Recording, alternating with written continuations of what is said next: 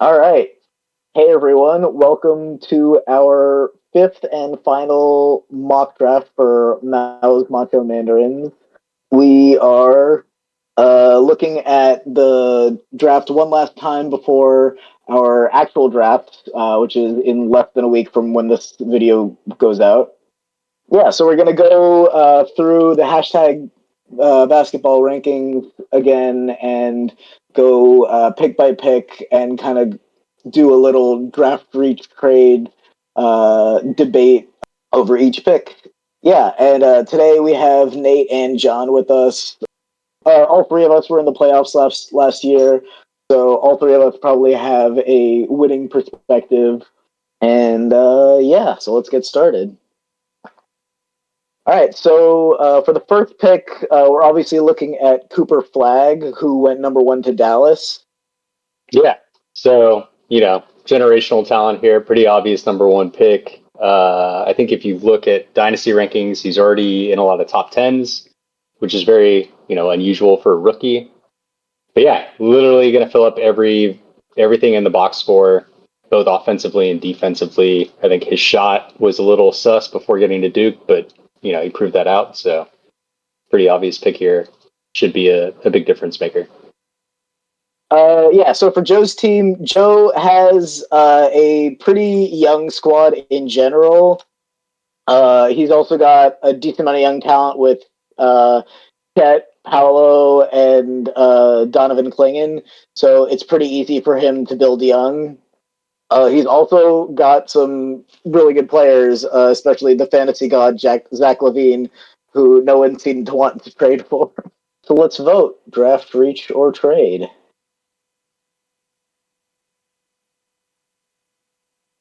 All right. I have a crazy trade idea, so I'll go with both of you justifying the draft first. I guess, John, you can go first. Okay. I think it's an obvious draft for me. I think that like his potential, long-term potential, just like outstrips any sort of value you can get, in my opinion. And even though there's like a lot of depth on the team, like I'm fully bought into the hype. Nate? As Rowan talked about in the team comp, young wings is what's going on here. And I think Hooper is a weird fit in Dallas. They're going like super big. So I guess he's like their shooting guard or small forward, even though he's obviously best set at power forward. But yeah, I mean, again, he's already kind of a consensus top 10 asset in the dynasty world. So would have to be something tremendous to justify a trade. Yeah, so that's kind of my thing. I think that if he trades Cooper for Steph and Giannis, he could compete like right away. Like maybe he gives up more. Like I think Joe would have to give up next year's first as well for that kind of package. But Cooper is that good. But also Joe's team, he already has like a young core, That's and true. he has older talent, so he could like Steph. Maybe he only has 2 years left in him, but 2 years of competing, and then Giannis for at least the next 3 years. Like I don't know that I think Joe should do it, but that's my hot take. Interesting. Yeah, that'd be pretty brash, big move there.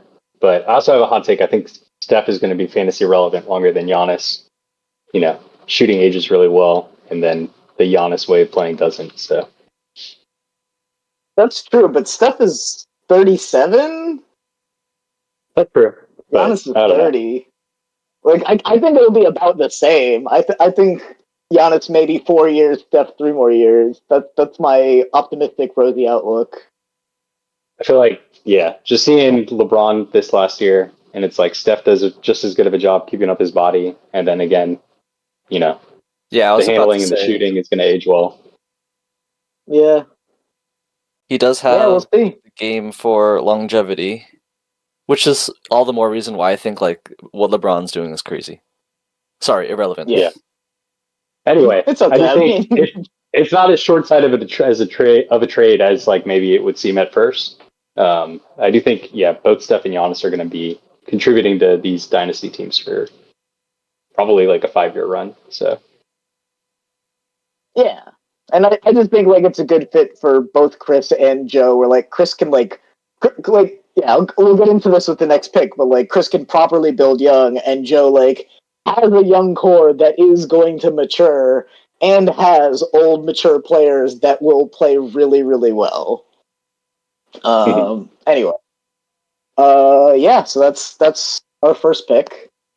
All right, let's go with the number 2 pick, Dylan Harper, who went to the Spurs. I strongly feel like if Cooper Flag wasn't in the draft, Dylan Harper would probably be the consensus first pick.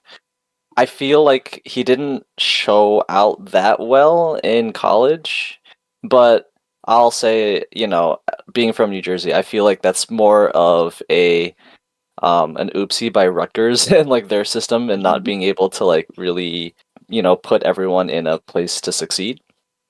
I think he has great potential. He looks passes the eye test, and he would be a really serviceable guard for Chris in general. Yeah, so Chris's team is kind of a studs and duds type team where he has some incredibly good players, but his like bench pieces aren't really that good. Um, he has he has like some really old players and a bunch of really really good young players like Brandon Miller and Amen Thompson and Jared McCain, who John was waxing poetic over all of last season. Uh, yeah, He is so MJ. McCain is MJ.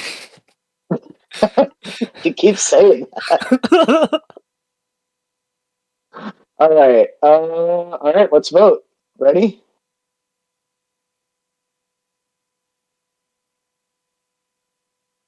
Cool. We all kind of agree on draft. So we got to see Cooper Flag play Dylan Harper in summer league. Amazing, amazing game. We had a blast. And yeah, he was like really fun to watch. Dylan Harper was like, well, as John said, I mean, the whole season there was kind of a like, should he be number one?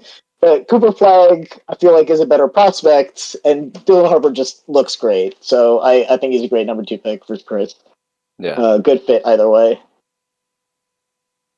Yeah, I think what's going to be interesting, I would agree that Harper is like in a tier of his own, a tier below Flag, but a tier above everybody else. Um, but also lands in a pretty weird position with San Antonio, having De'Aaron Fox, Steph Castle, Devin Vassell. So a bunch of dudes who are 6'5" and shorter, who all kind of deserve minutes. So it'll be, Yeah. yeah, I'm curious about his impact this season, but I'm, you know, as a biased San Antonio homer, I think Harper's going to be significantly more valuable to the franchise than Castle, even if Castle was like a rookie of the year in like the worst rookie of the year race since Malcolm Brogdon. Um, but yeah, so I would maybe temper expectations for next season, but long term, yeah, I think he's the truth, and I would put him in like in the 40s dynasty asset wise. Yeah, I completely agree with that, and that's I think the one thing that like, gives me pause with Dylan Harper, just because the Spurs have so much depth.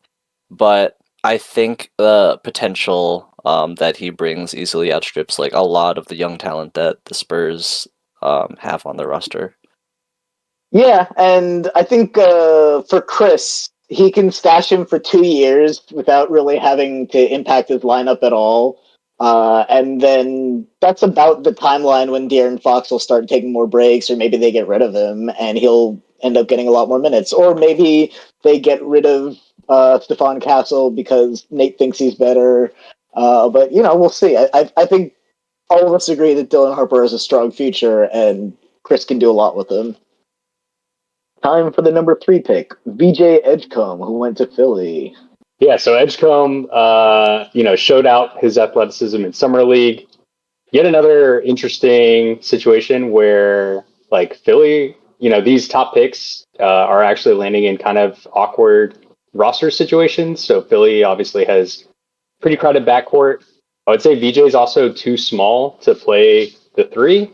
as is McCain and Maxey. So how those minutes get distributed will be very interesting, something to watch. But dude is a beast, like crazy athleticism. I think he's going to be an absolute box score filler. Like kind of has that young D Wade look to him as well. But yeah, so I would put him at as a tier below Harper and in with a couple of these next guys. But I think yeah, this is a great pick. Going to be great for years to come. I will say the one thing that is notable about him though that's different than some of the other guys we already talked about is he's already 20. So you know, Flag is I don't even know if Flag's 19, and then He's Harper not is 19 19. yet. So Yeah, and Arsley has a really young team. I think that's the angle that he went with in the expansion draft. He's got Kyle Ware, Cam Whitmore, Tari Eason. He's got no guards though, so that's something that he might want to change in the draft. All right, y'all ready to vote? Yep.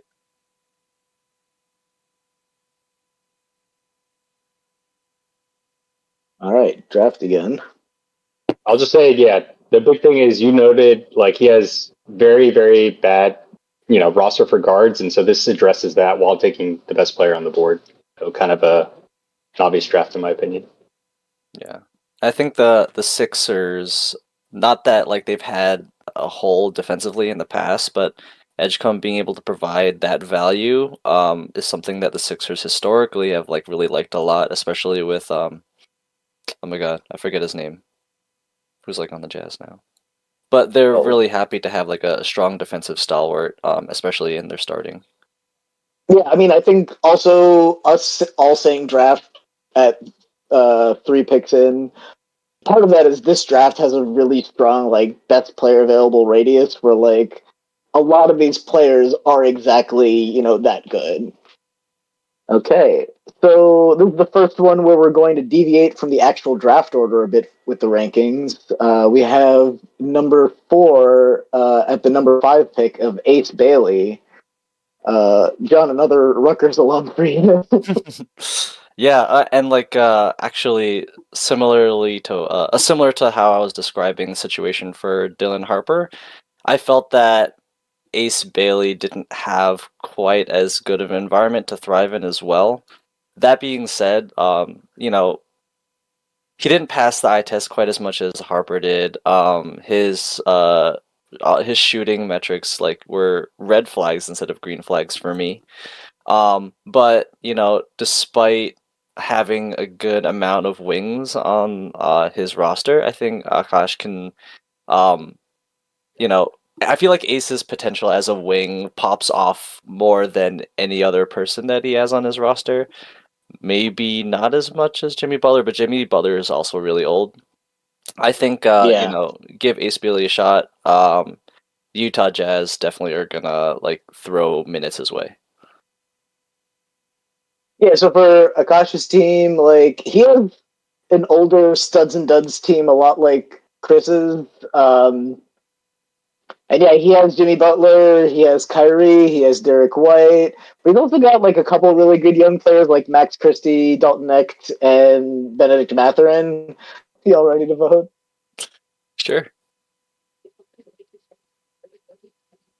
All right. It's a good draft move for Akash. Like he has a good youth pipeline. Also, like if Ace Bailey ends up taking over on the Jazz lineup, he'll do really well for Akash in terms of keeping his team competitive. And if Akash ends up wanting to dismantle the team, like he's still got that young talent. Yeah, I also think this is one of the play like we've talked about weird roster fits so far, and this is not a weird roster fit. Like if Utah can muster more than 25 wins, he's probably a rookie of the year favorite. Yeah. He's just going to get unlimited green lights and run. So as long as he stays healthy, I could see him having even more value coming into next summer, just because he fills up the box scores. And I feel like the Jazz are a fan base that might finally be getting tired of tanking, so like they might be motivated to push him. Yeah, well, if Eurobasket Lowry is a thing, they could actually kind of Yeah. be somewhat decent. Again, I feel like I actually don't like his game that much, but the potential is there, the minutes are there, and I think the fit works with the roster. Well, with Akash's roster. Number 5. Our fifth player is Con Knupel, the newest addition in mispronounced European names, who goes to the Hornets. Kind of the stereotypical white shooter in a lot of aspects offensively. So really good shooting splits is what he's going to offer. A lot of threes. I do think he is like he's kind of got a good big body on him. So he actually is a pretty good rebounder and a little bit better of a passer than it might seem. Um, so, and he's the other one I would say in this like upper echelon tier that is, he's already 20, so not as young as the other guys, but I think, Yeah. yeah, for a lot of fantasy is like these efficiency stats and then getting your threes up and stuff, and so he's going to be a great fit there, and then also doesn't really have a lot of competition for the shooting guard spot in Charlotte, so going to get plenty of minutes. Yeah, and Neil's team is one of the youngest in the league. He's got Wemby, Jabari Smith Jr., Pajemski, Gigi Jackson, and he lost a bunch of wings in the expansion draft, so he's got to replenish that youth as well. Yeah, he's also, I think Neil is the only one who jumped up in the draft order. He took the last lottery spot. All right, ready to vote? Let's go.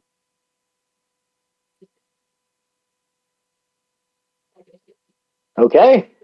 You might have heard me say this a bunch of times in the past, but one of my favorite shooting indicators for rookies is coming out of college is free throw percentage.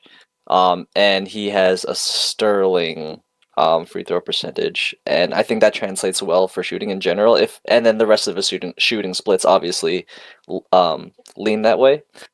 Like you said, he has good size. I think that he's in a good environment. There's a lot of young talent on the Hornets as well, but there's no way they don't give him a decent share of the minutes and a good shot. And I'm a fan of nipples, so Knipple we go. We got to see him in summer league too. Really good job. Like I saw when I did my highlights post a while ago, like, oh, he seemed like a gadget player. But watching him in person, he seemed like a Draymond style gadget player. So I think he'll throw in a lot of stats in different areas, and that'll be great for a team like Neil, who has Wemby, who will also be doing that. Jabari, I think that like generally fits Neil's theme, and really what he'll end up having to do is just like trade for single skill players later on for depth. It looks like there's a lot of young talent on this roster, but not all of it has guaranteed paths to minutes. Whereas Con, I would say, does have a guaranteed path to minutes. So also Charlotte has like no centers, so that means even more center like stats for the non centers. Yeah. So yeah, I actually expect him to be really one of the more performant rookies this season. Yeah, for sure. Like I don't know. I see him as like top 3 rookie of the year, but maybe not rookie of the year. Mhm. Moving on to number 6. This is Trey Johnson, who is headed to the Wizards. Yeah, so Trey Johnson, I think this is early on in the draft still, so we value rookies quite a bit still, right? And Andrew's team is quite a bit on the older side. So, regardless, it does make sense to grab a rookie with solid potential here. But even so, like Trey Johnson on his own, I think is a really solid prospect. I like his shooting splits. I feel like his position on the Wizards is pretty good now that they've shifted their roster around quite a bit. He'll get a lot of minutes, but I also think a part of me thinks that Andrew can get away with trading Trey Johnson, partly because His greatest strength is shooting at again at a really efficient clip. And his team is pretty efficient, so maybe he has some room to wiggle on a trade or two. Yeah, I mean, Andrew's team is also another studs and duds team. It's one of the oldest in the league. I think it's the second or third oldest. Second oldest. So I think if he like puts in the effort, he could actually compete with his team. And ready to vote? Okay. John, you go first. All right. I thought you Yeah. were gonna say trade. No, I mean like again, I there's a case for trading Trey Johnson, especially given Andrew's team makeup. But I think that Trey Johnson's shooting ability and position in the team is too good to pass up. At least to like try out, maybe trade down the line. I think he might be able to get more value trading down the line, where like Trey Johnson would be able to prove himself. But I still like drafting him at this place. For me, I think Andrew should trade the top of his lineup a little bit, like some of his older guys, because like he's got a couple nice young players that would be fun to build around, like Keontae George and Scotty Barnes. But like he can trade LeBron maybe, and build a young team. Like really, the reason his team is so old is because he has LeBron on it. Yeah, I put trade as well. I think I'll just piggyback on Rohan's point that the roster doesn't make total sense. So it's either trade this to try to be competing now, or trade the top of the roster to reset. But sort of like right now, I think it's a bit of like a no man's land middle ground. And then I think what John was pointing out about like there is actually decent scoring on this roster right now. I will say that Trey is who I would put last, or like is the last player available in this next tier of rookies, and I think there's a pretty sizable drop after him. So Yeah, it would be hard to trade him in the sense that this is definitely the last of the like really good value rookies that are going to be kind of NBA mainstays for years to come, like for sure. Um, and then, yeah, the only thing I'm a little scared of is Trey is like, is he Cam Thomas 2.0 or is he more than that? All the word is like, having him here in my backyard, like he's a relentless worker and UT did not surround him with decent talent. So it's sort of like some of the ball hoggy bad habits were developed because it was like, well, why would I pass to this guy? He's just going to miss. So hopefully that isn't as prevalent in Washington. And apparently, yeah, he's just like a relentless worker, like a gym rat. So yeah. I do like him a lot long term, more than somebody like Cam Thomas. Well, I think like for me, the reason he's a draft is because I feel like he's going to be the mellow of this draft because the culture has really improved in Washington. And I think they can like mold him into a great player. And I like talked to someone at UT who like has met him and like really sees a lot of him. So I'm pretty hype on Trey Johnson. So I think Andrew should draft Trey Johnson and build around him with the rest of his young team. Mm-hmm. All But yeah, right. yeah, we'll just agree overall that some trade needs to happen here. Either like go for it this year with the LeBron star, or move off of the uh, LeBron, Gobert, these guys who are aging. For our seventh player, we have the eighth pick, Yegor Diemen, who is going to John's hometown Nets. Yeah, so Jaeger's really interesting. Uh, very tall. Um, I think he had like really bad shooting efficiency in college, but actually shot it really well in summer league. Summer league, obviously, a very small sample, so there's a lot of I think confusion about like what is the true Jaeger that we're going to see. He also had like a really bad assist to turnover ratio in college, but BYU is not, again the best place for a growing point guard. Point guards are always going to struggle too, and I think Yegor is definitely a point guard. I don't really see him having that like off the ball Yeah, ability to switch it up. So I really see him as like high end. Like he could be another Josh Giddey. I don't think his vision's as good as Josh Giddey. Um, but I think everything else is there's a lot of similarities there. Uh, yeah, and I think I noted this roster is in bad need of a point guard, so it's pretty nice there. And he's also young, like he's 19. So Yeah, Alex frequently goes with the "oops, all big" strategy. He kind of likes it, so that's why he has like 8 bigs. Yeah, he's got a little older team, but I think there's other moves that he could do to make this team better. Especially after losing Derek White in the expansion draft. Ready to vote? I'll go first. I mean, I think he should trade some of his other players and build young around players like Demon. Like it's a good fit long term. He can stash him. Yeah, I don't know. I like Demon, and I think that Harvey could do well with him. Nate. yeah, I would just add the same thing. I think when you look at like the youth pipeline, like the fact that Tijon Salon is listed here is worrisome. Um, So yeah, I think could really use some youth. Although I would say like what would be interesting is actually like if I was in this position, I would maybe actually try to trade up for Trey Johnson. If you Yeah. could put something around that. But otherwise, yeah, I think like desperately could use a really good young guard. Yeah, I think it does make sense to try to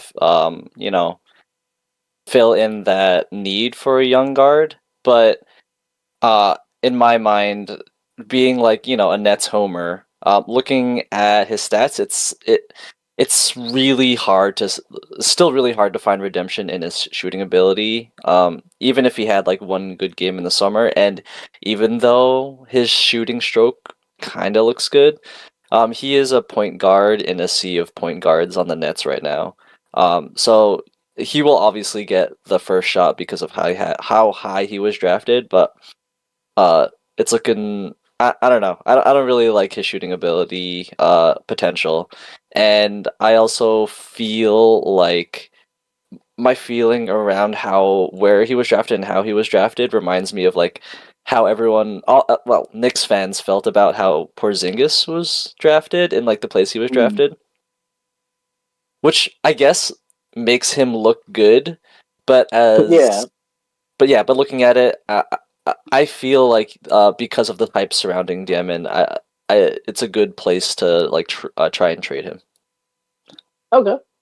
The next player, our eighth player, is the number 10 pick. I forgot how to pronounce his name, but it's Kaman Malak, I think.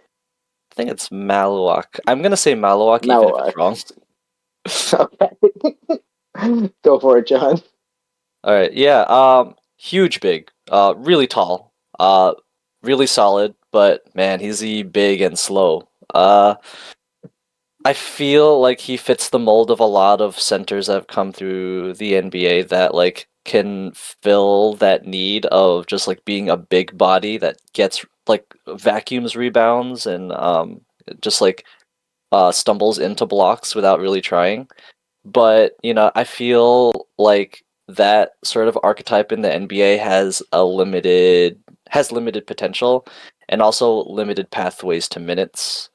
Um, the Memphis Grizzlies seem to not think that way, especially when they how they're using their big. But I'm not a huge fan of those players in general. So yeah, and I also don't like his place on the roster.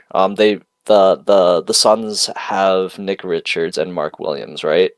So who Yeah. are also like big lumbering rebound and blocking bigs. So I don't like his potential, and I don't really like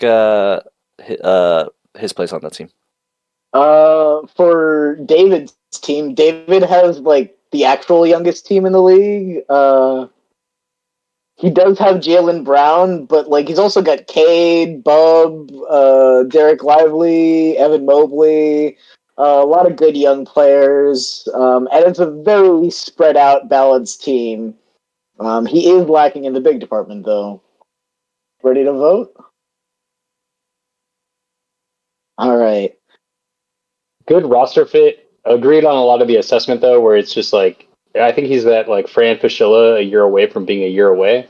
Um, but I do think this roster is also, you know, with its youth, like not ready to compete this upcoming season. So I think that's fine. It does have a lot of like these intangible tools. Really shaky summer league, but at the same time, yeah, like you just can't teach size like that. And I think Yeah. the Phoenix management is going to do their best to make sure that this doesn't look like a bad pick, especially with the word being that the Pelicans made the same offer, that everybody panned about trading up to get Derek Queen to get into this spot where Phoenix took Malawak, TBD on the name. But so I do think, yeah, if I was this roster, I would definitely be looking for like a big to invest in. But I don't know. I agree. He could have like the James Najee, like everything looks good, but dude doesn't know how to ball potential. Yeah. Yeah, I mean, similar to what I was saying before, it's not a great situation, but I do like that how fun the Suns are going to look this year, and I have a lot of confidence as in Devin Booker being a distributor to like find his bigs and like historically like him being a point guard has made his bigs look really good. So, maybe he can find some success there, but I don't like him in this part of the draft. So who would you reach for? Like you're gonna say Derek Queen? Yeah, I'm gonna say Derek I was Queen. say Derek Queen. Yeah. Yeah, Okay, I yeah. think I would also pick Queen over him, but it's I don't know flipping because he's gonna go next, right? Yeah, he's going next. Like, it's not a hard reach, but it is, I guess, a reach. Because, like, I'd just rather have Derek Queen and like deal with the New Orleans medical staff than like deal with the Phoenix Suns and developing another player. Mm-hmm. Yeah, and I like Derek Queen's defensive potential quite a bit more than Malawak. Malawak's only strength Yeah, to me is just like being a big lumbering, a lumbering big with rebound potential. he's the new Andre Drummond. Maybe he'll do well for fantasy, but like, I don't know if you need that. But like, David needs a big, so he We'll should see if he take has one of those two. the Drummond instinct for missing intentionally to get more offensive rebounds. All right. Our ninth player is the number 13 pick, Derek Queen, who we just talked quite a bit about. Kind of showed off the offensive potential in summer league with I think it was like three double doubles, but also had 17 turnovers. But yeah, if I think he was treating summer league like the way most people hope that people treat summer league, which is just like a studio space to explore. And then I think the other thing was like it was kind of noted that he was really huffing and puffing in a lot of the second halves of those games. So a little worrisome if I was a Pelicans fan of like, oh, we have another guy who's not taking conditioning seriously, and then now is injured, and then now we have our famed medical department to try to take care of. But I think like this guy is, you know, he's almost like the opposite of Malwatch, where it's like this guy is it like just a true and true hooper.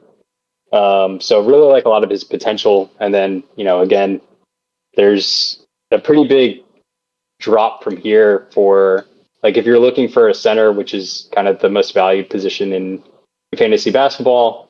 Um, there's a big yeah. I think the next one taken might not even be in the first round. So if you're looking for a center, this is sort of a must pick.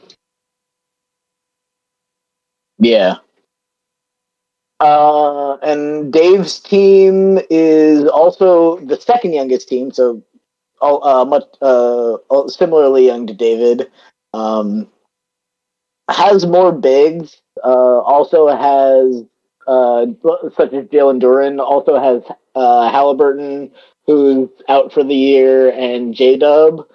Um, so he's definitely not competing with Hallie out. So he's got another year to tank and maybe even get a better draft pick next year. So that's something to think about. All right, ready to vote? Derek Queen is a great prospect. He may appear as like another like slow big, He's not extremely fast, but he has way more dimensions to his game than a typical big. I like his shooting splits. Maybe the one downside to is where he is on the Pelicans. They have a few shooting bigs on their team, but after they've cleared out a lot of other pieces, I think he is a decent path. Yeah, I think, again, this team is kind of poised pretty well to compete next year, but not this year. So I think it's fine that Queen is going to miss his summer to develop and integrate, and you know just hope that the Pelicans staff doesn't drop the ball with him. The only I would say like one thing to note is of all the guys we've talked, he's definitely the oldest. I think he'll be 21 by the time the season starts. But I think So you again, can't like stash having a him. roster, yeah, having a roster that's like the second youngest should be fine to work with that. I think that David can, like, if he can't trade up for someone like Trey Johnson or a guard, I think he could trade down or just wait until after the draft and get like Traore or Richardson. I think there's just better fits out there for him long term, and trading out or trading down would let him tank for another year and get another, like, do better next year's draft. Um, yeah, I think that's just a better long term option for him to just go even younger. Yeah, so I traded up for Aaron's pick, and we have the number 9 pick, Colin Murray Boyles, to Toronto at this 10th spot. Yeah, Colin Murray Boyles. Uh, I like him as a wing. I like that he's proven himself as a pretty solid defender. And I think the tools are there for him to be a better shooter. He's pretty efficient, but my favorite indicator, free throw percentage, not great coming out of college, but I think he still is something of a good prospect. The one thing I really don't like about him is that he's absolutely buried on the depth chart in Toronto, still full of like really horrible contracts. I think a standalone player, very solid, but it's a difficult situation to be in. For my team, I am obviously trying to compete. If you did see the trade that I made, um, my team got a little bit older in these trades, but it's also still pretty young. Ready to vote?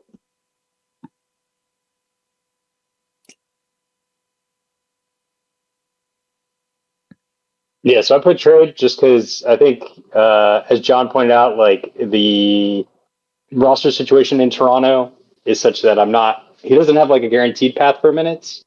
And the East is really weak, so it's likely that Toronto is at least in play-in competition. Um, so I'm not sure if you're even going to get that like second half bump with the tank that assures him minutes. But I do. I don't know. I also think he is like very good as a prospect.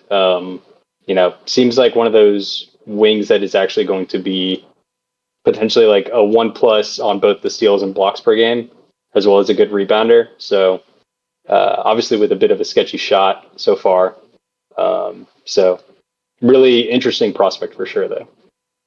Yeah, it's tough, right? Because like again, the buried on the depth chart, and wing wise, the Raptors for the next at least 2 to 3 years are committed to Barrett, committed to Ingram, committed to Scotty Barnes.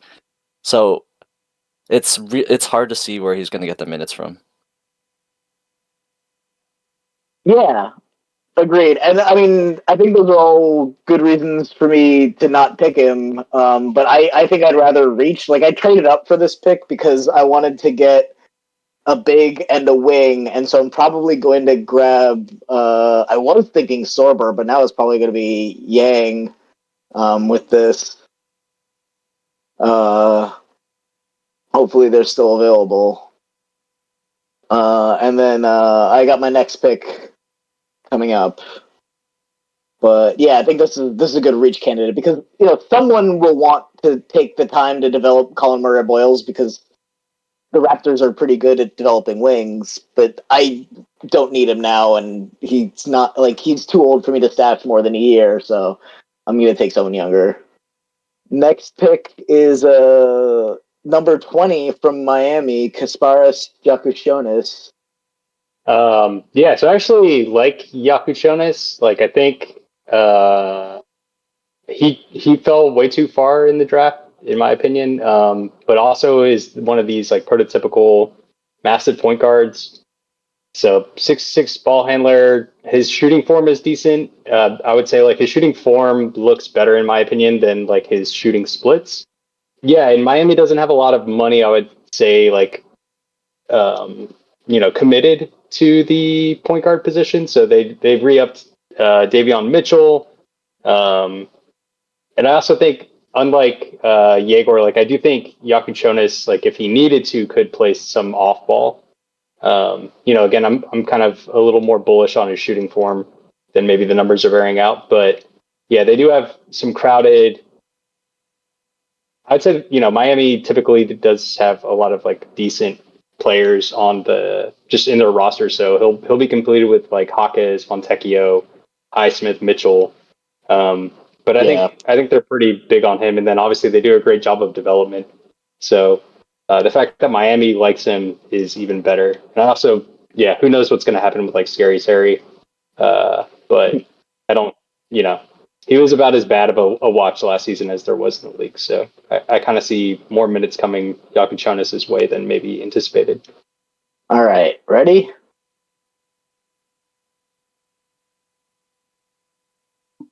All right, John, what's the trade? Yeah, I think Nate was spot on with Jakushonis, but I feel like for that reason, it might be a good idea to explore a trade. Maybe there are some really bullish fantasy managers that'll be looking to take someone like him. Um, I think similar to CMB, he'll again have like limited playing time of because of Terry Rozier, but and he might get more minutes, if not just for that. He's in a solid spot, but again, like there's a lot of hype behind him. I don't like that he doesn't do a lot defensively. He's a pretty solid combo guard, but I feel like you can get more value out of the hype that he has.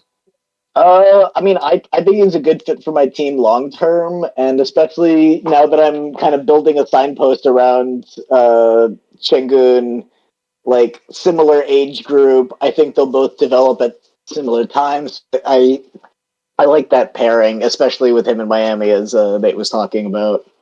But yeah, so I'm going to draft him.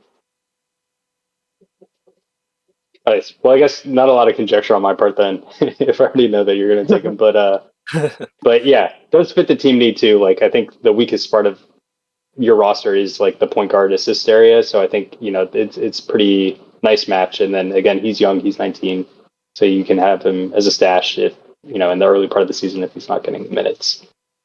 Yeah, exactly. All right. For number 12, we're looking at the seventh pick for John, Jeremiah Fears. Jeremiah Fears, to me, is kind of diet Trey Johnson. He has great efficiency numbers with his shooting. He's under 19. He'll be about 19 going into the season. But also, he's going to New Orleans with their dreaded medical staff that we've mentioned before. But yeah, I mean, he was really fun to watch in summer league. I think he did a great job, and he's kind of showing out. He's like the rookie of the year in attitude, at least for this rookie class. Yeah, I also like Jeremiah Fears. I think he put up a good amount of scoring in his college years. What's it called? His defense is pretty good. His shooting splits aren't great, but he does have a great free throw percentage. So I feel like this shooting stroke is there. He's quite athletic, and I think he could do a lot of good on a team, being underrated distributor. Um, yeah, I'm pretty solid on him. All right, let's vote.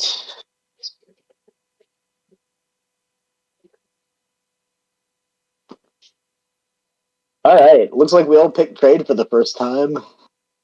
Yeah, I think Fears is definitely a fun watch. Like, gives me the most and one mixtape vibes with his handle. So always fun to have somebody on your roster that is actually like fun to watch highlights and stuff of. I just think the fit with John's roster isn't there. Um, Yeah. I think he's already got really good guards and wings, and obviously he's in a competing place right now. So power forward, center, and some depth are really needed. That said, like I think if he was to keep the pick in just drafting for like development, then this is the pick. Yeah. The other thing is like I think Fears is still 18 right now, so you can stash him for a while. He's probably going to have like one of those De'Aaron Fox level rookie seasons where it's like the efficiency is really really historically bad, which is not great for a competing roster. But I also think he has that De'Aaron Fox trajectory where like if it does come together, he could be all star level or sub all star level. Yeah, so he'll be 19 by the time the season starts, so he's still can only stash in 2 years. John, what's the trade that you're looking for? Because Yeah. actually, So let me go first. Let me go first because I, okay. I have my idea for a trade for you. Oh Yeah, yeah. So I mean, I think Jeremiah Fears is great. Like I said, he's Trey Johnson, and I really like Trey Johnson. But as Nate said, the fit's not 100% there with John's team. I think, kind of in terms of position, I don't know. He could use a guard, but trading to Dave for Peyton Pritchard or getting Lonzo and D'Lo from Aaron might be a good deal for John. But yeah, that's what I was thinking. John, what about you? that's cool for you to pitch those ideas because I like the idea of those trades, and I didn't have a trade to pitch necessarily. But yeah, I agree with you guys that I left that part out from my intro because I wanted to be able to trade this spot, but great prospect, not a great fit on my team. There's a lot of other needs on my team. But yo, hit me up if you want to trade this for this young stud. Next pick is our 13th pick is the number 16 pick in the draft, Hansen Yang. So I think everybody was a bit surprised. I don't know. Like he's a hard assessment. Portland obviously invested a lot in trading up to get this pick, so the front office is going to try their best to make sure that like he comes off well. Portland getting rid of Aiden via buyout is definitely interesting, but like Donovan Clingan is also pretty legit. I think he had like one of the top 3 rim protection rates last year. Yang definitely does not have is not going to be a top rim protector. Yeah, But yeah, he definitely has like vision, passing skills, nice little baby hook. Um, just an overall really good feel, but I think he's going to make a ton of mistakes his rookie year. So I do think he's interesting. Not sure if he was an ideal person for a contender, like trying to do something this year, but yeah, overall, I think, you know, and Portland has just like a really interesting young roster too. So we'll see where it goes. Aaron's team trade that he made with me clearly tanking this year. I think because he is tanking, Yang might be a decent pick for the fit. Uh, he also could use bigs. I mean, he's got a few bigs, but none of them are that good. So yeah, Yang could be a decent pick for him. All right, ready to vote? John, your trade idea? Nothing to pitch, but I like the thought of again using the hype surrounding Yang as just like being able to cash in on that value and trade for potentially future picks. Like you said, Aaron's team is tanking probably. He could use young players on his team to develop into the future. Um, but I think you can get quite a lot of value out of this spot. Yeah, Yang's 20. It can only be stashed for 1 year, so plays into the tanking piece. I think this roster needs more on like the point guard part. So if I was in this position, I'd be trying to either like trade up for Jonas or Fields or um, yeah, trading out for more bites at the apple with the development team than a 1 year stash of Yang. Especially again, I think the Klingon thing makes it really awkward since Portland's obviously trying to invest in him too. So, my call for draft is actually because of Klingon, because he fouls a lot and he gets really frustrated. So I think Yang will get decent minutes if he stays on the team under Klingon, and then eventually the team's going to have to make a decision between the two, and we'll see what happens. But I don't know. I'm excited about Yang as a prospect, so I think you should draft him. Next pick is the San Antonio Spurs Carter Bryant, number 14. Yeah, so I am a sucker for good defense and really good physicals. And I get the sense that the Spurs typically are too. I think Carter Bryant has a pretty solid shooting base, and I feel like the Spurs can fix some of the shooting woes he's had from the free throw line and just in general. And he's also quite young. Sahil's team Yeah. is old, right? So I think the fit is good. I think the potential is there, and he will get minutes. The Spurs. I feel like the Spurs drafted um, someone like him with like defensive potential for a reason. And yeah, so Sahil's team, it's a little bit older. It's very competitive. We're getting into the playoff slots. He almost beat Nate for second place in the end of the season rumbles. So yeah, I mean he's got to think about the present as well as the future when it comes to drafting. All right, ready to vote?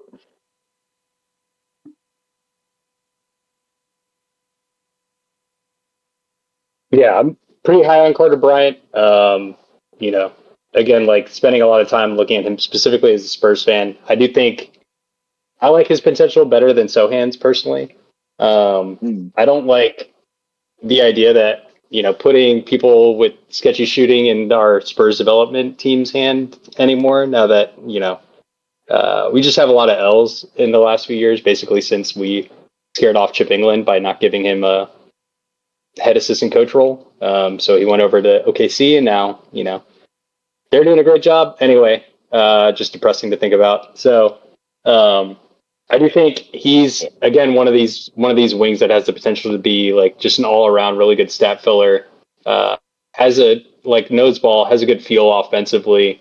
Can make like not great passes, but the right simple ones. Relentless going to the rim in terms of on his cuts as well as rebounding, and then uh, some epic highlight reel blocks and stuff already. So I think if you have a team like Sahil's, like this is a really nice way to. Like I don't see this pick having a ton of trade value, so I think if you're going to have it, like you might as well invest in somebody like Carter Bryant. I feel like it's a good fit for the Spurs, and I think it's a good fit for his team as well. Personally, think that there's better fits for Sahil's team than Carter Bryant. I just generally try to avoid Spurs players in fantasy. Aaron has brought this up in the past where they're just like inconvenient to roster, especially if they're not like true stars because they just get very weird, inconsistent minutes distributions. Like if I was Sahil, I'd trade out for maybe Joan Behringer, who I'm pretty hype on, or if he can get Asanuel, and like maybe a future pick, or if he's looking to like really strengthen things now, trading out to Arcelay for Vucevic, maybe Joe for Bobby Portis, who's going to have a very different role now with Brooke Lopez gone. Um, yeah, so I think he can get some competitive value by trading, and maybe someone wants to take a chance on Carter Bryant, or somebody else in that area, but I think Sal can do better. All right. Yeah, I will just point out his team is very like offensively dominant, but not so much on the defense. So I think having a player that can put up some defensive stats could help balance things. Yeah, but balance might not be the best move. You should lean harder into True. offense so that he wins more consistently. All right. The next pick is number 15 for Nate. It's Thomas Sorber. Yeah, so Thomas Sorber was pretty interesting. He got injured. He tore his ACL, I guess. Uh, that's awful as a Thunder fan. He also was injured last year, so he was already coming into the season without much development. Didn't play much in summer league. Yeah, it'll be another injured OKC player coming into the season, but a lot of us are hopeful. So yeah, very interesting player. Like a little undersized, but insane wingspan. Shooting form needs work. I don't remember the last time I've seen him actually play because of his injuries, and it'll be a while still. But the upside is like OKC has the best player development staff in the league, and pretty good medical staff. They have a history of having injured rookies now that they've been able to mend pretty well. Um, they also have the insane contract situation, so it just seems almost impossible for them to be able to keep Hartenstein in the coming years. So that should open up a really nice spot for Sorber to come in and plug. He also had like pretty interesting stats when he was at Georgetown. I think I saw he was, had a like 2 blocks, 2 steals, 2 assists, 15 and 10 Yeah. kind of guy. So like a real all around box score filler, which is really promising. And then he's young as well, which is always nice. All right. Let's vote.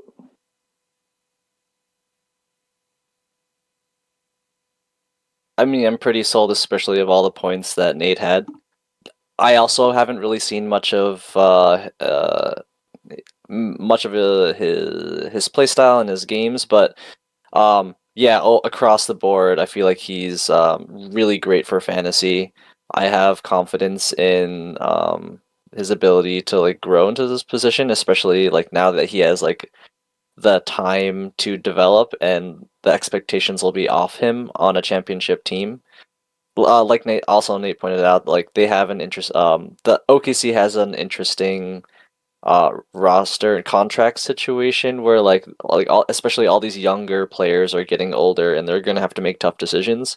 One of the decisions they won't have to make is keeping him on the Sorber on the roster and having him have a big part of their future. I mean, I am going to propose basically the same trade ideas that I had for Sahil. I think, like, if Nate wants to build young, Asanuel or Joan Behringer are really great candidates. But I think if like Nate wants to compete, so getting someone like Vucevic or Bobby Portis would also be a great uh, addition to his team. But Nate, what do you think? Yeah, I don't think we did like my team overview, but I don't mind like plugging in right now, and then we could do that after.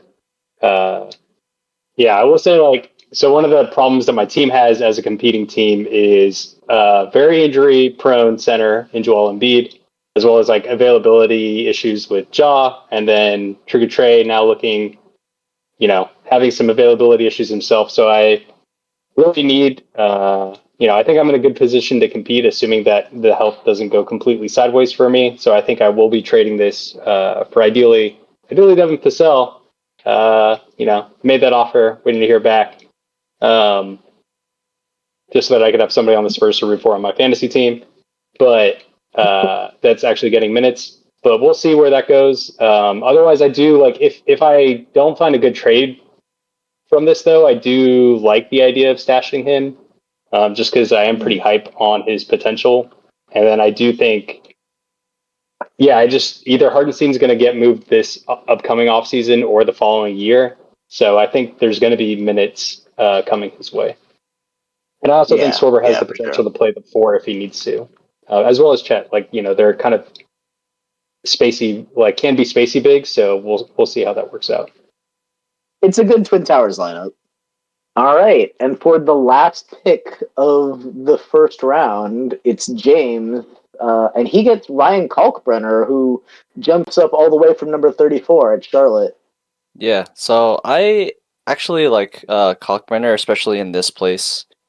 James's team needs bigs, and Kalkbrenner he's athletic. He gives great big man counting stats. He's efficient, but he might hurt your free throw percentage, right? Because like, what is he at? Like 68% on about 4 attempts per game. So he has the potential to really hurt you there. But I think he's really solid everywhere else as a big man. Hill is a little on the older side. He'll be 24. If he's not 24 already, I didn't check. Oh, January 17th is his birthday. Yeah, he will be 24 years old, which is like, you know, friggin' old man Kane walking status going into the NBA. But Charlotte can use a big man like him. Who's gonna play in front of him? Grant Williams, Mason Plumlee? I don't know. I think Yeah, he has a clear pathway for minutes. So it makes sense for James's team. yeah. James is the current champion. He's got 2 more wins left before we crown the first official non-emperor. So, I mean, I'm kind of excited for him to win, but also I'm mad that he beat me. But yeah, he's got a pretty well balanced team, but mostly wings and no bigs. So yeah, let's see what we vote for.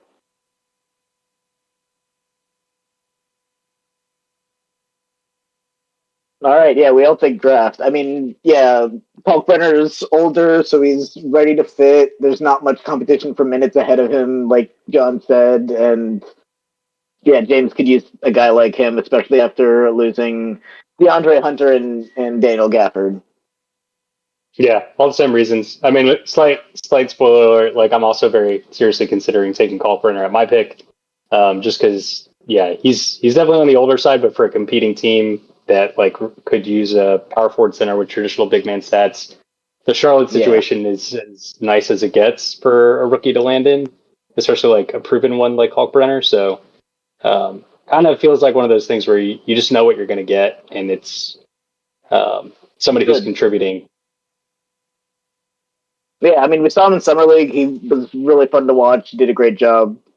All right. So yeah, that was the first round. We had a lot of drafts, but some good trade suggestions and some interesting thoughts about reaches.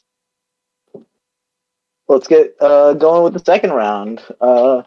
First pick is again Joe's pick. It's Cedric Coward, who went at number 11 to Memphis. I think this is the pick that Portland had that they traded down to get Hanson Yamith. But I forget if it was that or Phoenix's pick. Cool. Yeah. So Cedric Howard, he missed the summer league because of injury. Uh, kind of one of these incredible stories of I think he was like a D3 hooper and then kind of rose up through the years in the NCAA, but has a crazy wingspan. Yeah, Memphis invested in this pick with the trade up, as Rohan was just mentioning. So I think they definitely like him. They are committed to him being successful. They have one of the better player development programs in the league too. So that's also very promising. But and then obviously Desmond Bain, the big trade there opens up the possibility for him to slot into some immediate minutes. Um, so yeah, I'm pretty hype on the prospects. Seems like a good shooter with the physical tools to help in other areas as well. But the other thing to note is he is older. So I think I mentioned it took him a while to work his way up through the Yeah, NCAA. And so he's already 22. So I'm not sure if he's a great fit for a development team as he can't really be stashed. But if you already have, other stash options, then does seem like somebody who might be a contributor this season or maybe towards the latter half of the season. Does have some competition in Jalen Wells and Scottie Pippen Jr. for some of the guard minutes and wing minutes. all right, let's vote. No, yeah, I really like Coward as a prospect. I like everything about his game. I love His shooting splits, he's quite efficient. He has a great overall game for fantasy. I think there are a lot of interesting things you could do at this part of the draft, trade wise. But I wouldn't think I wouldn't, reach for anyone else. I think the potential is there, and I'd be happy to pick him here. I see him as like on their roster, pretty flexible in where you put him. Their holes, the Grizzlies' holes tend to be more like wing oriented, so like I feel like they can. He's quite flexible to be put in different places for their roster. I think he's a good fit on the Grizzlies, but I think for Joe, the age is not the best fit. Also, he's got plenty of good wings. He could use an actual guard, like Kyle or Jace Richardson. But if he does want someone with a little size, he could grab Walter Clayton Jr. instead. We're in the second round, so I feel like reaches are a lot more forgivable at this point. But yeah, that's my take. Yeah, similar thing where again, like I like Howard. I think for this roster though, like either they might be more interested in one of the remaining really young guys, like Asenge or Traore, or Berenger. But if they are going to pick like a older ready now, I think they only had like one or two players that were point guard eligible. So maybe yeah, Walter Clayton Jr. is another option here where pretty good path to getting minutes in Utah and kind of Yeah. showed out that he could help. Next player for Chris's team is the number 18 pick. Number 18 player is Walter Clayton Jr., who went to Utah. Yeah, so I also like Walton Clayton Jr. as a prospect. I think he's quite an efficient shooter. But one thing that I'm worried about is, where will he find the minutes to be effective this season? There are a lot of questions and a lot of directions that the Utah Jazz can go into. Like, Kyle Filipowski balled out like the last 2 months of last season. Markkanen is back. Ace Bailey needs all the minutes he can handle to fully develop, and honestly, I think Collier, Sensabaugh, and Niang also all deserve minutes. So it'll be tough. That being said, I think that um, you know shooting is such an amazing thing and one of the most valuable things you could have in this league. And a lot of Utah's roster has their contracts expire within a year or so. So I think that'll solve the playing time problem. So yeah, let's vote. Yeah, so I voted Reach. I do like uh, Clayton Jr. quite a bit, but I think he is already like 22 and a half. And I think this specific team, I think we had Harper coming to this roster, but this team could use more under 22 Sistash as they're in development, in which you can't do with Walter. But the other thing is this team could use a center. So I was thinking specifically for this team, I think Berenger would be a pretty sensible reach, as Berenger is one of the youngest players in this draft, and then also is going to be a center. And then Rudy Gobert only has so many years left, I think. So that's what I was kind of considering for this roster.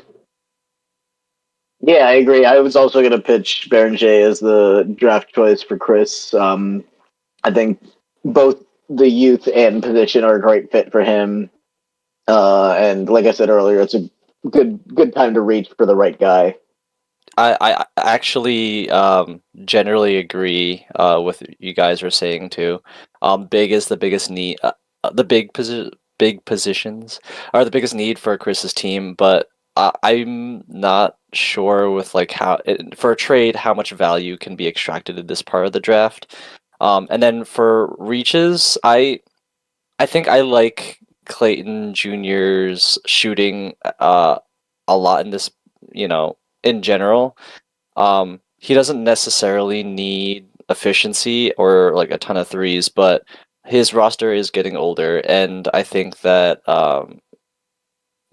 Clayton Jr. would be able to just like having a threes and really good shooting is always a luxury to have. Yeah, I mean it helps like with him having Steph as the team consistency for sure. The next pick for Arsley, our new expander, is Noah Asenge for Chicago. Uh, he's the number 12 pick. Yeah, I think he is one of these typical year away from being a year away players. But he is, I think he's 3 days older than Cooper Flag, was what I remember during draft time. So he is going to be under 19 by the season starts. So he is somebody that you would get to stash for 3 seasons, which is a really nice feature. Does have pretty immense physical tools. I think he has a body that's more like, a prototypical modern power forward, but I think a lot of people have him slotted potentially playing like shooting guard for them. So he's, I think, got like some pretty tremendous positional flexibility, and Chicago Yeah. obviously has a roster that is skewing older. So I think they're going to be pretty happy having Noah on their team, and I do like him as a prospect. I like the fit here, but All right, let's vote. I think he's a great fit. Like he's good young talent, good young player. It's a good young team. I feel like it's a great time to invest in someone like him, and obviously kind of lower risk now that we're in the second round. Yeah, I think it's a good draft for Arsley. pretty similar. I think it's a good stash pick. I do think Arsley could use a point guard. So maybe reaching for somebody that has like that eligibility, but again, like a player that you can stash for 3 years potentially, who is on a team that is aging quickly. So I like it.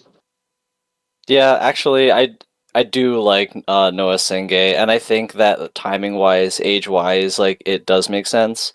But with a desperate need for in the guard positions, I could very easily see him choosing Traore or Jace Richardson and being happy with that in this position. Yeah, yeah. Agreed. Our 20th player is the number 19 pick for Akash. It's Nolan Traore, who we've mentioned a couple times, who's going to Brooklyn. Yeah, so Traore, I actually think he will be the Nets' most successful point guard in their sea of rookie point guards, and I think the media thinks so as well. I see a lot of online discussion boards thinking so as well. I feel like he proved himself playing well in the summer league. But again, the Nets do have all these point guards, and I feel like it remains to be seen whether he'll get good minutes even in the first few seasons, unless he breaks out. And he's quite suspect as a shooter. All right, let's vote. Yeah, I would just agree with a lot of what John was just saying, where he does have I think he was slated as like a lottery pick before last season, and then his shooting did not really show improvement, so that caused him to fall. But this team definitely needs like a point guard that's under the age of 30 in a bad way. And so I think if Traore is here, and this is one of those situations where there's the chance that he could actually become the starter, it's a pretty good roll of the dice. So, and he's only 19. I think we're about to start to talk about people. There's not a lot of guys who are under the age of 20 left.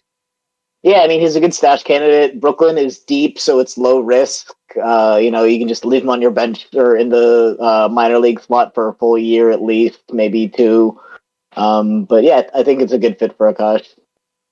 Yeah, I think their team is pretty solid, even though quite older. But having a solid team like that allows the luxury of taking a flyer on Traore's potential.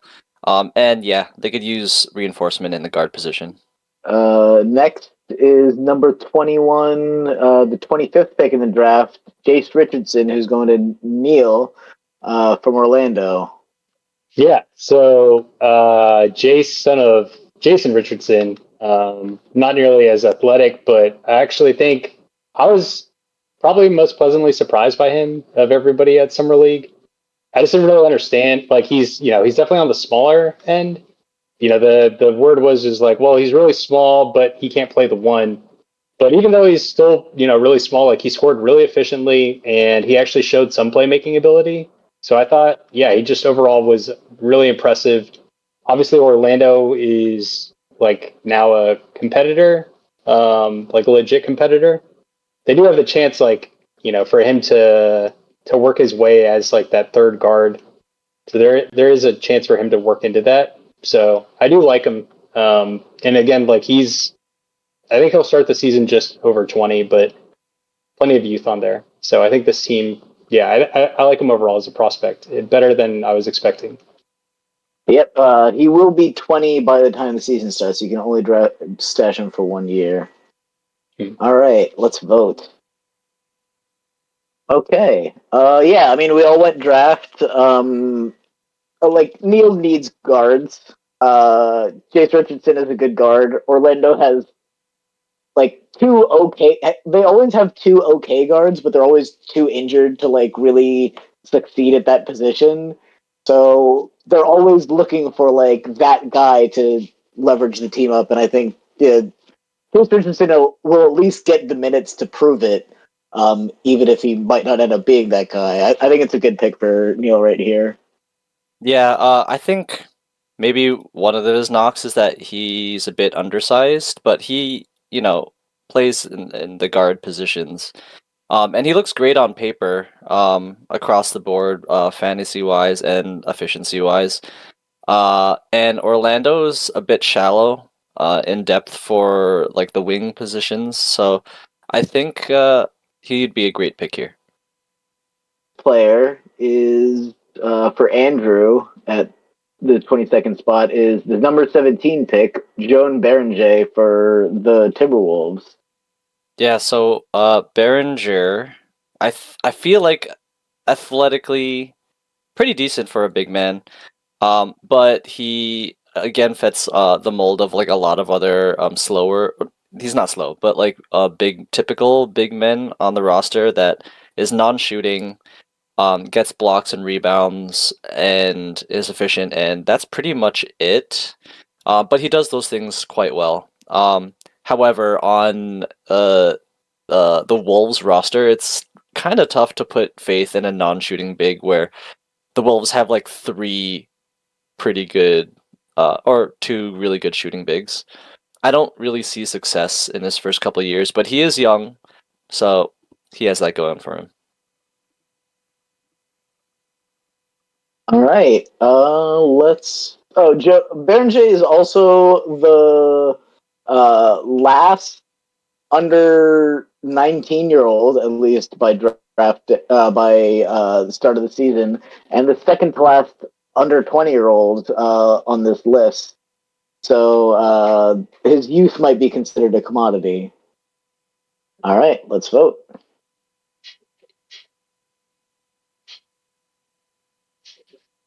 Yeah, I mean, we all kind of went with draft. I am really high on him.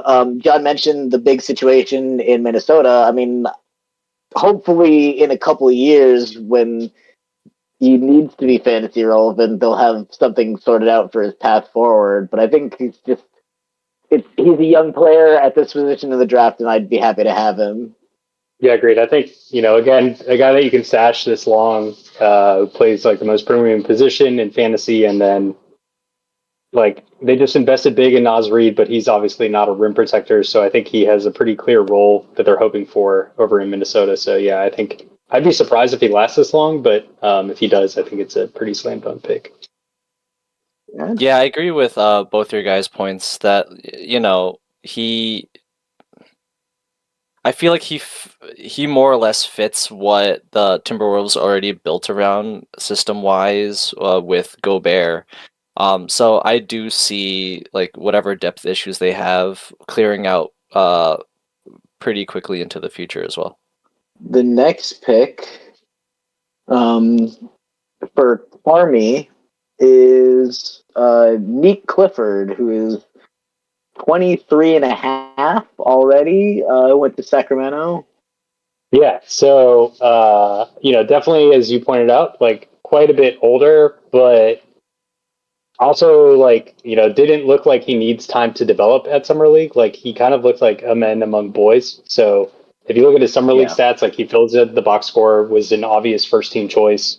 Sacramento particularly has probably the worst youth pipeline, I would say, which makes me really hyped that the Spurs have one of their future picks.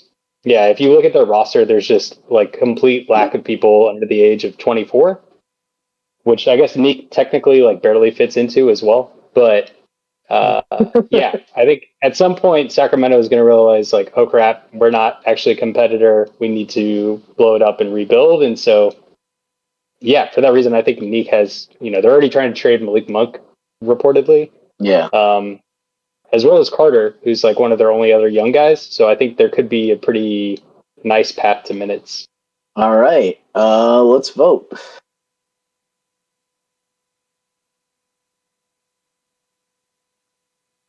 Yeah, I went with draft because us.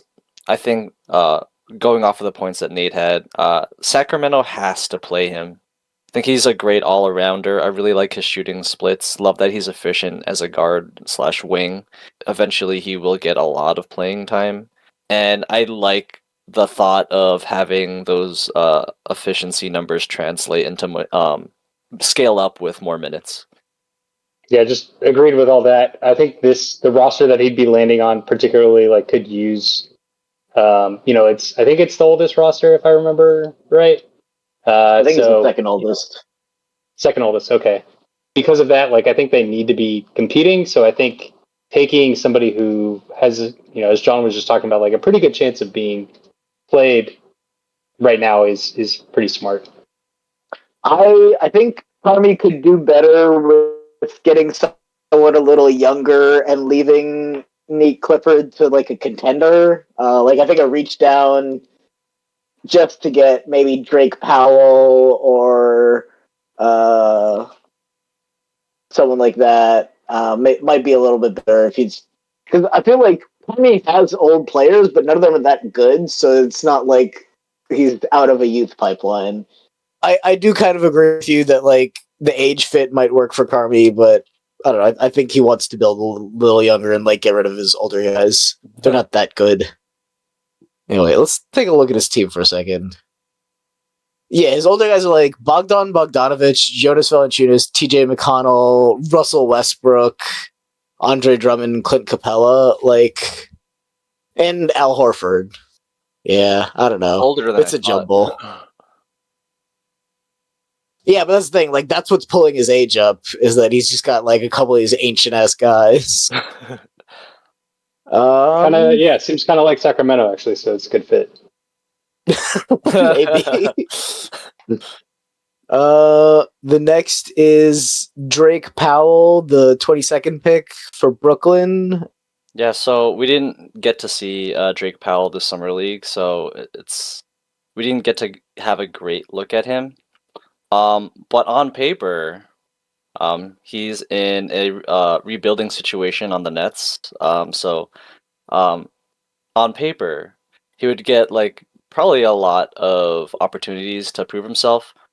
Super duper athletic. I think he had the highest max vertical, maybe, in the combine.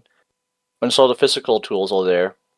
What's it called? His shooting is not the best it could be. He's like decent shooting splits, except like he suffers in the free throw category. Again, an indicator for me.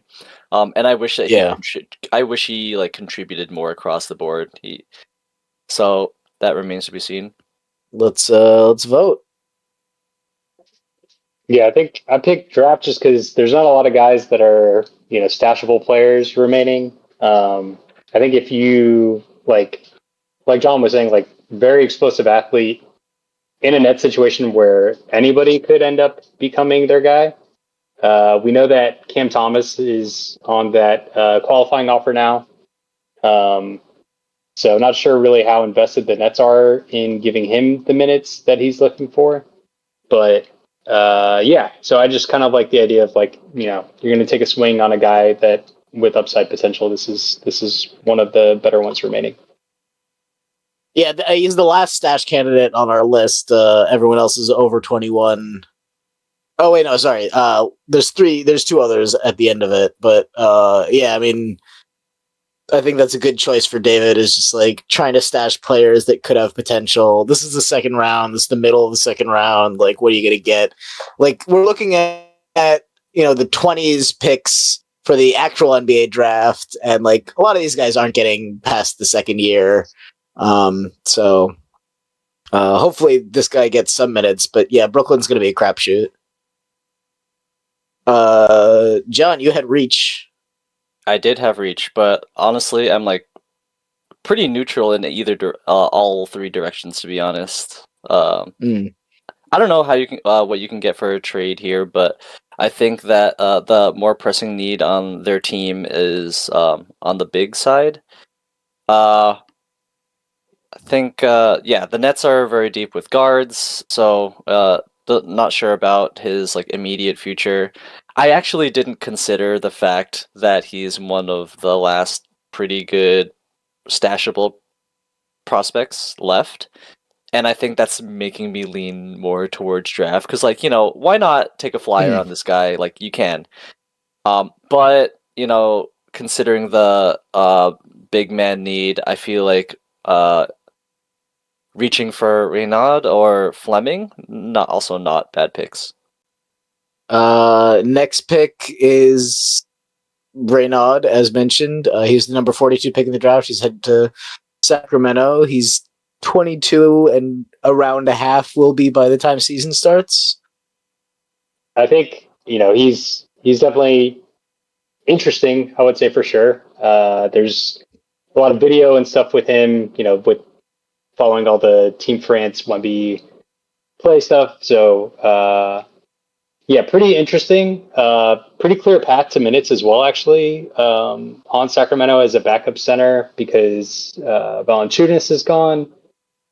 And yeah, I think he played okay at the Summer League, offers a lot of the traditional big man impact. So I think, yeah, there's not a lot of good centers left. So I think he's perfectly fine. And again, yeah, well, like if Sacramento blows it up and gets rid of Sabonis at some point, then he could have a significantly larger minutes opportunity. But at least we'll get to actually see him play a good bit this year, just because there's not really much other competition there. All right, let's vote. Yeah, I agree with all of Nate's points. I think just like looking on his stats at paper, he actually presents pretty well as a 3-point shooter, with that facet of his game, which is nice to have as a center. But I could very easily go in another direction. Like maybe I don't have to draft him because he is not stashable. But Yeah. I do like his game, and I do like his opportunity on a big starved Sacramento team. Centers are premium, so might as well take one that has a good shot at minutes. And again, like if Wemby likes him a lot, then I trust Wemby. So dude plays chess too. Yeah.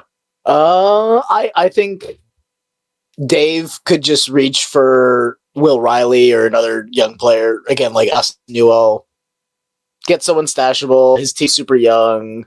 He should keep being younger, especially with like the high risk picks like this. All right, 26th player that we're going through is pick number 31, Rasheer Fleming. He's headed to Phoenix, and he's on a. This is Aaron's pick. Rasheer Fleming looks good on paper to me as well. I feel like the like back half of the draft. I'm like don't really know a great amount about these rookies, but for Fleming I do like the stats. He's like a contributor across the board and has like decent physicals. Um, Pretty good 3-point shooter. And can get you rebounds. Aaron's team is well balanced, but Fleming is not a bad luxury to have. You can't stash him necessarily, but I do like the stats that he's producing coming out of where he's coming out of. Camden, New Jersey. Representing New Jersey. Defense is there, good shooting splits as a big man. All right, let's vote. I think he was a mid-major college guy, but was like a ridiculous box score filler.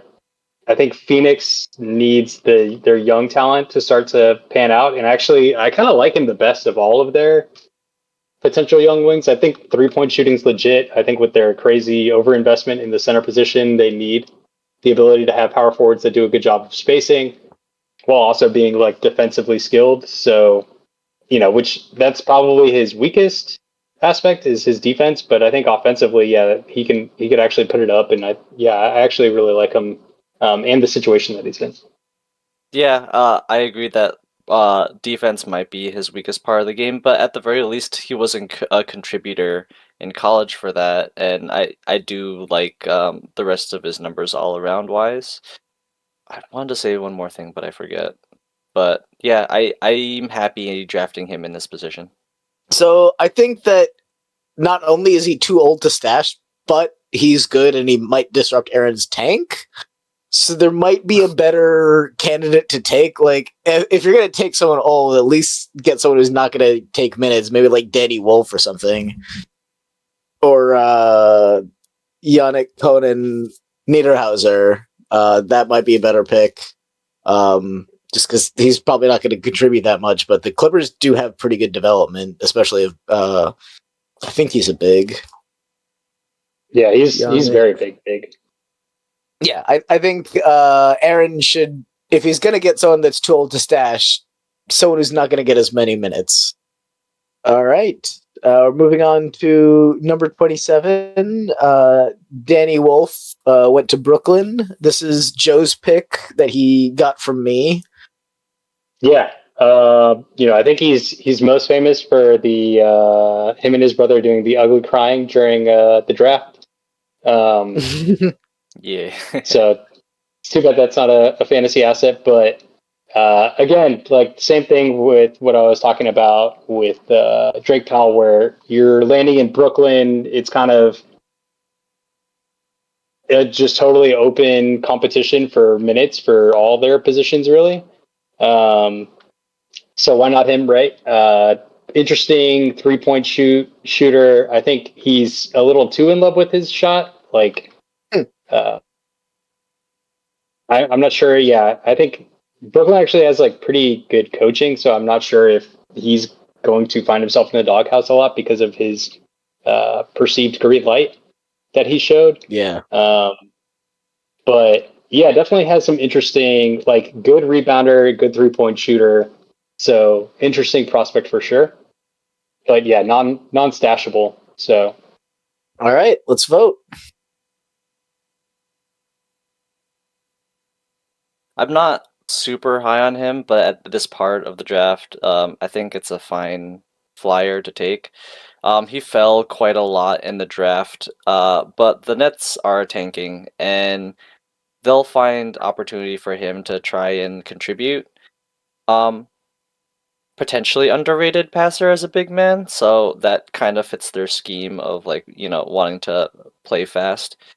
But again, I'm very flexible in either direction. You don't have to draft him here.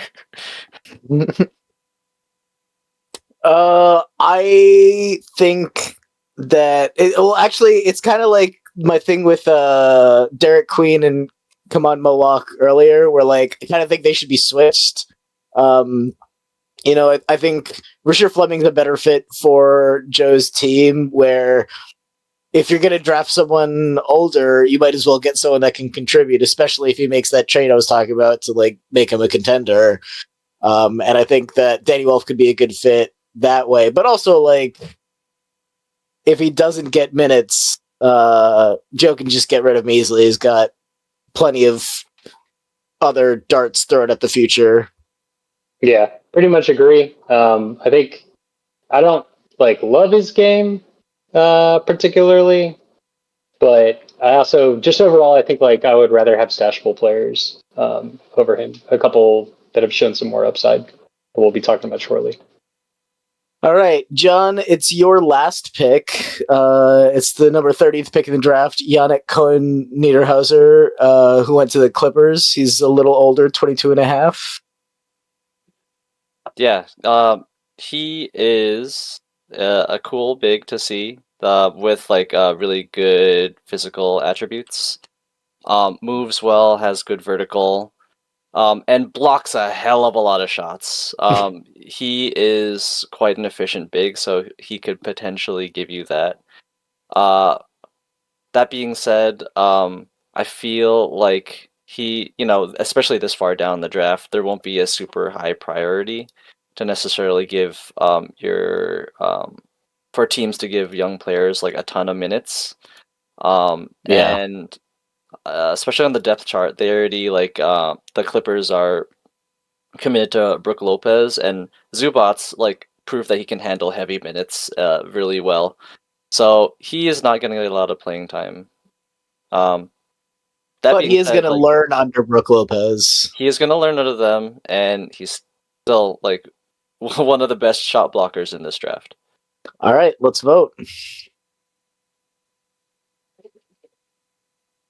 I said trade. I think that someone's gonna want him, and you could probably get like a future second and some thirds or something like that to just supplement and maybe use more as currency later on, or use this as part of another deal. But I think there's just not enough for John at this spot to sink his teeth in.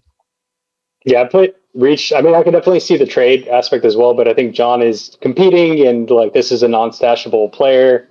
There's like of anybody, I'm so certain that this guy is not going to get minutes without an injury, because of Yeah. just how good Zoo and Brook are, and he's not capable of sliding over, and neither are they. So these are all like three pure centers. I guess, yeah. Weirdly, you could say like Brook could play the power forward in a weird kind of lineup, but anyway, yeah, I would much rather, like, if I was in this position, I would reach for, again, one of these more stashable players. I think John's roster is kind of lacking on stashable players, and there's a couple interesting ones. So if a decent trade doesn't present itself, I would go for somebody who could be stashed. John, who are you Yeah. gonna reach for? I agree with those points, and I would probably reach for either a stashable player or just like young guard. There's not really many guards left that I would want to reach down for. So stashable, I think, would be like the thing I'd be thinking about. Honestly, 50-50 with reach and trade. I would be happy to trade for a guard, but at the very least, shoring up like the assist and steals categories for my team. I could definitely use that. We'll see. Are you guys gonna send me some trades? My shop's open. I don't have anything left to trade, man. I'll see if I have some. All right. I've been trying to trade like all week, so Oh my gosh, I haven't even Yeah. thought of anything. I mean, season's almost here, boys. We gotta get started. yeah. I feel like I just keep bothering Aaron about Devin Vassell, so we'll see how that works out. That's so weird because literally every time Aaron has ever drafted a Spurs player, like 2 weeks after the draft, he's like, "That was a terrible idea." Like he messages me, "It was a terrible idea, and I should have done it because I hate drafting people from the Spurs." Funny. I just need somebody to root for on my team, so Yeah. as a homer. Well, I mean, maybe you trade for Dylan Harper. Yeah, well, I guess more attainable. We're at number 29. This is Sion James going to Paul's team. He went to the Charlotte Hornets. He was injured in summer league, if I remember correctly. Like, only played a couple games, looked okay. Obviously, Charlotte could really had a lot of depth issues. They did pick up. Did they pick up? I think they picked up Dinwiddie and Sexton. Is that right? Yeah. Yeah. So all of a sudden, depth issue no longer there. So I'd be a little worried about him, being 22, having a chance at actually getting minutes. But yeah, I don't really have a lot on Zion James. Paul does have a bit older team. He has KD, who's also pretty competitive in the playoffs last year. He's got Trae Young, Miles Turner as well, and a very balanced across the board team. So I don't know about the fit for a player like Zion James. All right, let's vote. All right, John, who are we reaching for? Again, I think stashable players. I'd prefer to have Asa Newell or Will Riley in this position, and I think they're also potentially better prospects and have a clearer path to minutes in the farther future than Zion James. I don't like his situation in Charlotte. Yeah, I don't want to draft players on the Hornets, honestly. Honestly, All right. I would rather take Liam McNeely on Charlotte, who plays the same position but is stashable. Yeah, Yeah. yeah. And that's just their own team. So I think, yeah, looking outside of their team, there's other options. I'm honestly surprised that hashtag basketball and Liam McNeely lower than Zion James, because we also saw Liam McNeely in summer league, and we were talking about how it's basically the three Charlotte white boys were doing so well. Mm-hmm. Yeah. Anyway, yeah. Anyway, I think he should trade. He could probably get actual value in future picks that he might actually use, and someone who wants to take the risk can take the risk on Zion James. I don't think Paul needs to get more young players. I think he should concentrate on trading up and out to get better players. The 30th pick of our draft. Oh, I think this was also Paul's first draft pick. yes, this is Paul's first draft pick because he traded his first to Aaron in that Jamal Murray trade. Which, wait, let's take a look at that trade again. Oh, Zach Edey. He got rid of Zach Edey and his first for Jamal Murray. I think it's a pretty good trade. Yeah, especially because Paul's a Nuggets fan. So yeah. I mean, it makes him more competitive and everything. And which is why I don't think he has much value in drafting here, and he should just trade out. As we narrow down the list of playoff teams and finish up our draft, we have number 30, Sahil, the number 23 pick in the draft for Asa Newell, who's headed to Atlanta. He will be 20 by the start of season, so he'll only be stashable for one season. Asa Newell, he's young, he's stashable, and Sahil needs bigs, right? Maybe not needs necessarily, but one of the positions more of need on his roster. So you might as well take a flyer on this forward. Has good physicals, is fine in the blocks and steals categories, will definitely give you rebounds, but that's if he gets time. I think the Hawks are way too deep for both the center and power forward positions.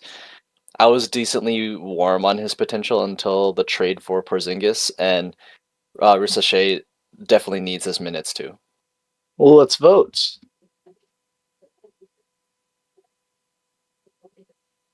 yeah, I agree with what John just said on a lot of the fronts. I think probably not going to get a lot of opportunity this year unless there's injury, but at the same time, the guys ahead of him are Porzingis, Jalen Johnson, Okongwu, all of whom have injury histories. So there is actually a chance that he can get some run. I don't know how long KP is destined to be there. Yeah, but then again, Jalen Johnson and Ricochet are both firmly ahead of him. So interesting position for sure.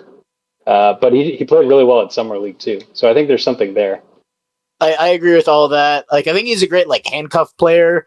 There's enough players in front of him who are going to miss time because of injury that he will get at least he'll end up averaging 15 minutes this season probably with just how much random spot time he gets.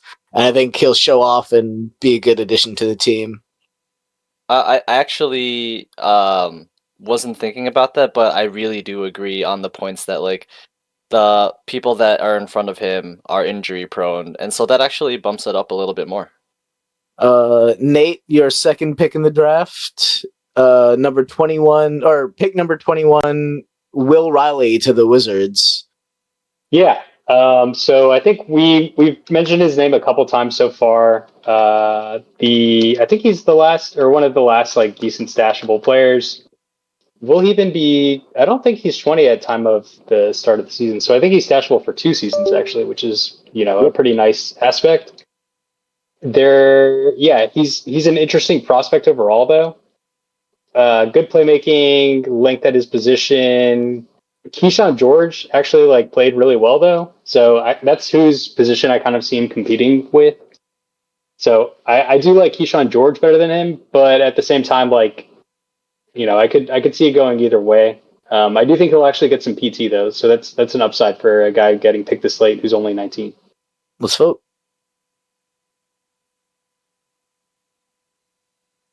The biggest thing being a stashable player. That's crazy that he'd be stashable for 2 years. So like, there's no harm at this point in the draft in just sitting on his potential. The Wizards are a team in flux. They got like a bunch of oldies and a bunch of like super young players. I don't, I, I don't see why Will Riley wouldn't be able to just like accidentally stumble into minutes to prove himself. So yeah, I'm fine with drafting him here. Yeah, I mean, it's a low pick, number 31. The Young Wizards could be really exciting. I think there's very little risk, and a pick this late having this little risk is a great pick. So I think Nate should go for it, even though he's a contender. Agreed. Yeah, I think if he's here, having those 2 seasons of stashability, my team is lacking stashable players, so I like the fit. And he only played 2 games in summer league, but I think I saw like his true shooting percentage was like 80% or something absurd, Wow. with over Wow. 60% from three. So obviously that's not to be expected, but yeah, like if you can shoot, which is something the Wizards are not great at, like I think there's going to be a chance for minutes.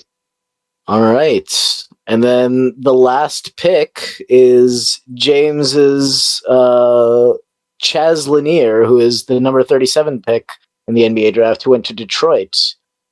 Yeah, Chaz Lanier. Don't know much about him, but I see that he's old. I see, I see that he like put up pretty good scoring numbers, and he's a decent shooter coming out of Tennessee. I also like the fact that there's not a ton of competition for minutes in the wing positions in on the Pistons. Most of their depth is Yeah, like piled into just like bigs. bigs, but also like power forwards that like are trying to pen out but are sort of not penning out. I think Asar Thompson's gonna get a lot of those wing minutes, but like where else are you gonna give it towards? All right. Let's vote then. Yeah, I put draft. I mean, I'm sure like a trade might make more sense for somebody who can contribute now, but I do like what John was talking about, where there is the potential to get minutes here. He is really old, but yeah, I wouldn't be surprised if he gets the third guard role. I remember reading that like an absurd portion of his shots that he took. He's another one of these like had to work his way through the NCAA rungs and only played like D1 1 year in Tennessee, but he shot like 40% from three, and it was like vast majority of his shots were from three, so really, really high volume. So I think it's pretty legit that he is a shooter and a scorer, and that will translate, and that's something that Detroit could use. So I think, yeah, not a bad, dart throw here. I also think he's a good draft because, like, for James, he's contending, and as we've discussed, Chaz has a great path to minutes. He's an older player on a team like Detroit that likes mature players as a team culture thing. So I think he just might get some spot minutes that could help James out. Otherwise, just drop him. I went for each. He's too damn old for me, to be honest. And He's not gonna draft someone that old. No, dude, I like him. No, I'm just kidding. But he is like, he may get the opportunity on the Pistons for sure, but like I feel like, you're the last pick. You can easily like take your time, figure out who else would like be a better fit for your roster. Actually, like the stats coming from John Broom. And I think that, an injury prone Sixers roster has room for him to like really flash some of like the higher advanced stats numbers that he's been putting up. I was just thinking about Johnny Broom, but also really old. So He's if you're also against really old. 24-year-olds, He's also really old. Yeah, Yeah. but like a half a year. That makes a huge difference for Yeah. me. All right. Well, that was the first 2 rounds. Do you guys have any sleepers for the third round that you're hoping to pick up? I kind of like Hugo Gonzalez. I think the big situation in Boston is such a shit show that, if they're like, we're intentionally trying to lose games, let's throw this guy out there to play some power forward. Even though I think he's like more ideal position is as like a 3, he has the size to like, masquerade as a 4 with that team. So I kind of like him, and he's Yeah. going to be stashable for a couple of years. Liam McNeely's great idea to stash him. Is he stashable? Yeah, for 1 year. For 1 year. Oh shit! Then I would have picked Manili over Old Man Broom then. Yeah, but I do like McNeely as a sleeper. I actually think someone will probably like draft him within the first 2 rounds. But damn, dude, like Hugo Gonzalez was also like my pick for like a sleeper, in that like there's so much in Yeah. flux in Boston. They're gonna give him extended run at some point, and I feel like there's a chance that he could ball out.